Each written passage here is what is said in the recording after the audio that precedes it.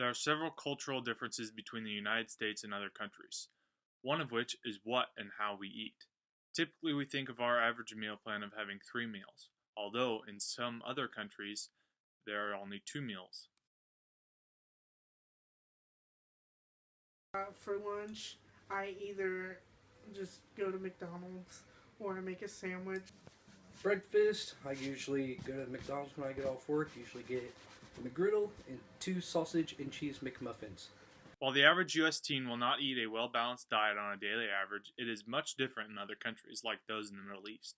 Since most of their dishes are a mix of meat and vegetables, they tend to have a more rounded and balanced diet. In a study done on the cultural differences of the U.S. teens in St. Paul, Minneapolis, and Sao Paulo, Brazil, it was reported that Sao Paulo adolescents reported consuming breakfast, lunch, and family meals significantly more often than St. Paul and Minneapolis youth. And in a study conducted on Chinese locals, there is around an 84% average of people eating breakfast every day. When we think of eating out, we tend to think of fast foods, which is a big part of most teens' diets in the United States. Whether it is for the availability of it or because it is better than anything we could get at our homes.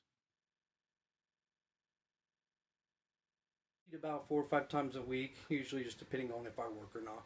I go out to eat for lunch maybe 4 times a week, and dinner probably 5 or 6.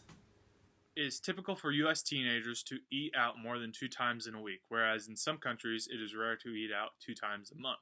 In the Sao Paulo St. Paul article, it was reported that Sao Paulo adolescents were 7 times less likely to report high fast food consumption than St. Paul, Minneapolis adolescents.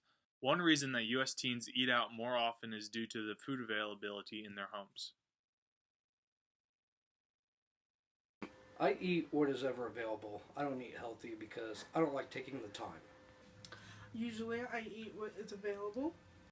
Here in the United States, we tend to eat what is the easiest for us to prepare and get, which is usually not the healthiest choice. In general, findings showed healthier home food environments in Sao Paulo, with greater fruit and vegetable availability and lower percentages of homes with salty snacks readily available. Although some teens in the U.S. tend to not have the most well-rounded and healthiest diets, we can all maintain a healthy lifestyle if we do our research and make changes to better relate to those of more healthy countries.